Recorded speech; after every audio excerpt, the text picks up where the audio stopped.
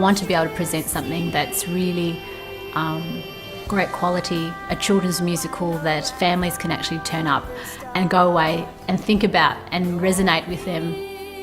The heroine is actually a little princess, and I think every girl wants to be a little princess, and the princess does lose her mother, but at the same time she doesn't, because she finds that all the love and the strength that she's ever learned from her mother is actually within herself. I really love that type of story. Your mother's in your heart.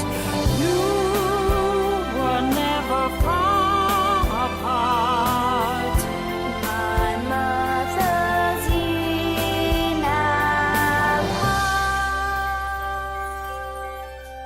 Once I'd written the music and I had the melodies pat down in the lyrics, I went through 4 composers till I found Craig, and Craig is amazing. Sitting down with him and going through the music and listening to it, we did a first run on the key song, which is Always in My Heart, and we hired some singers, and it was just such a simple process working together and working out what the instruments would be and the highs and lows and where the intonation should be. Well, we took the music that we had come up with and went and saw Dr. Made Hood, who's an expert in traditional Indonesian music and the gamelan in particular, that was fantastic. That was a fantastic experience, and also he was able to sort of give some really good tips on how to use the instruments, and made lots of really good suggestions. I particularly like Always in My Heart. It was one of the very first tracks that we did, and therefore it's had the most development, and we have about 3 or 4 different styles of it now. We've got the dance version, and then the end credits version, as I like to call it, or the Celine version.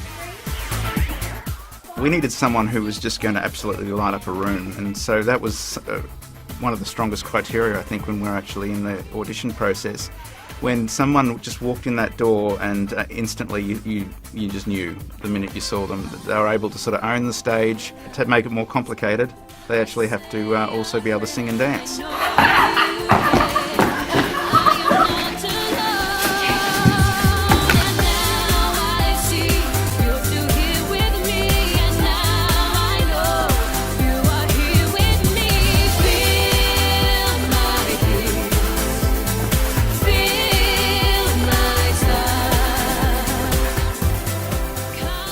With the Balinese dancing, I needed to make sure, obviously, that the movement itself was culturally correct and that it was relevant to what we were doing.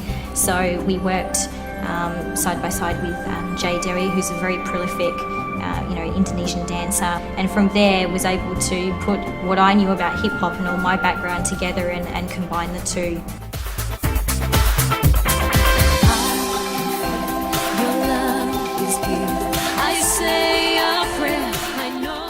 In the gods we must depend. Oh, sorry. In the gods we must depend. The gods will always answer in the perfect time. I declare that this royal meeting we must think fast. No time to waste. Our lives are on the line. We're running out of time. We've got to find a way before it blows up in our face. This has got to end. Oh gods, we must depend.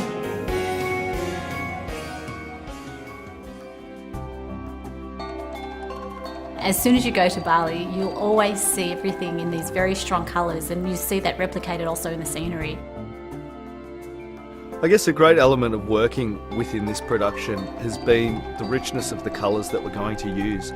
By using sort of a range of pinks and pastels and golds in the set, it's moving away from something that I've ever really sort of done before. And that's one of the great things about it, is that we're putting the same amount of effort and the same amount of money really into a production that you would see at somewhere like the Malthouse or at La Mama or at the Arts Centre, yet it's in a children-friendly venue. There aren't really many sort of theatre houses or production companies that deal with specifically children's theatre. It would be great to have everyone walk away and say, I know a little bit more about Bali, and I had such a great time. And just to see the relationship between the mothers and the children as they walk away and how excited they are, that to me, just seeing them walk away at the end with the closing encore, that will be my satisfaction and my smile on my face.